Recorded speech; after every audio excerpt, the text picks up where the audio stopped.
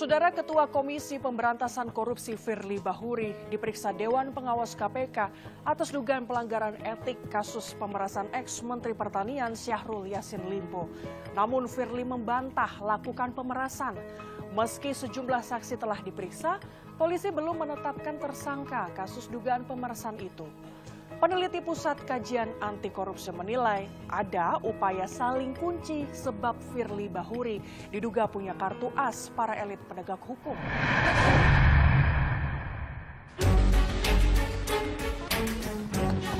Senin kemarin, Ketua Komisi Pemberantasan Korupsi Firly Bahuri akhirnya penuhi panggilan Dewan Pengawas KPK. Firly Bahuri diperiksa selama 3 jam atas dugaan pelanggaran etik kasus pemerasan ex-Menteri Pertanian Syahrul Yassin Limpo. Anggota Dewan Pengawas KPK Albertina Ho menegaskan proses pengusutan dugaan pelanggaran etik segera dirampungkan. Proses pemeriksaan etik pun disebut tidak akan terpengaruh oleh proses hukum yang dilakukan Polda Metro Jaya terhadap Firly Bahuri. Ya, target kami sesegera mungkin. Rapat kembali kapan nanti? Ya begini Mas, pengaduan kan bukan cuma satu, kan ada juga yang lain ya. Jadi kan kita juga harus bagi-bagi. Dan pekerjaan Dewas kan bukan hanya menangani pengaduan, ada juga pengawasan pelaksanaan tugas, evaluasi kinerja. Jadi kita kan juga harus membagi semuanya. Itu semuanya lah diklarifikasi sesuai dengan pengaduannya. Dalam konferensi pers sebelum menghadap Dewas KPK, Firly membantah lakukan pemerasan. Saya menyatakan di setiap kesempatan bahwa saya tidak pernah melakukan pemerasan kepada siapapun. Dan saya juga tidak pernah terlibat terkait dengan suap uang dan gratifikasi kepada siapapun. Jenderal Purnawirawan Polri itu beberapa kali batal diperiksa Dewas KPK. Sebelumnya, Dewas KPK jadwalkan pemeriksaan dugaan pelanggaran etik Firly Bahuri 27 Oktober lalu. Namun Firly minta ditunda hingga setelah 8 November. Dewas KPK menyanggupi dan kembali jadwalkan pemeriksaan 13 November.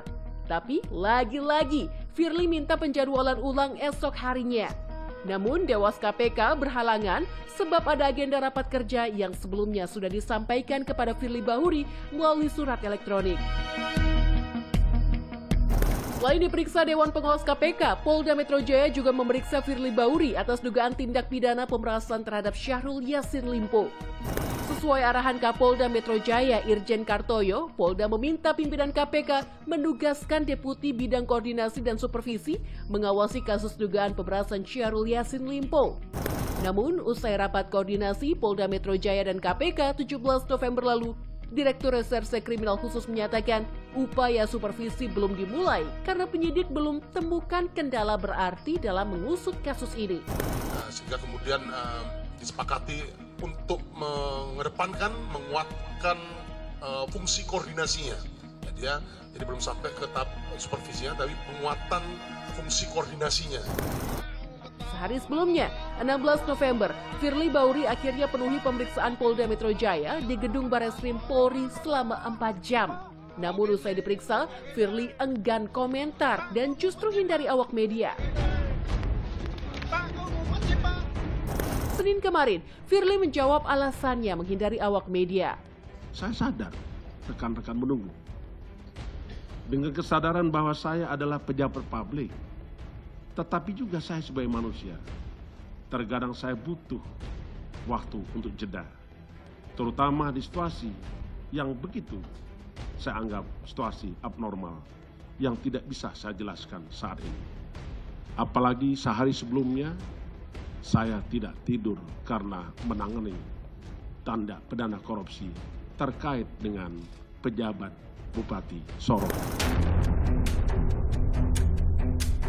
Dalam pemeriksaan tersebut, polisi juga menyita dokumen laporan harta kekayaan pejabat negara LHKPN Ketua KPK Firly Bahuri. Polisi menyebut penyitaan itu diperlukan untuk penyidikan Firly Bahuri atas dugaan pemerasan terhadap Syahrul Yassin Limpo.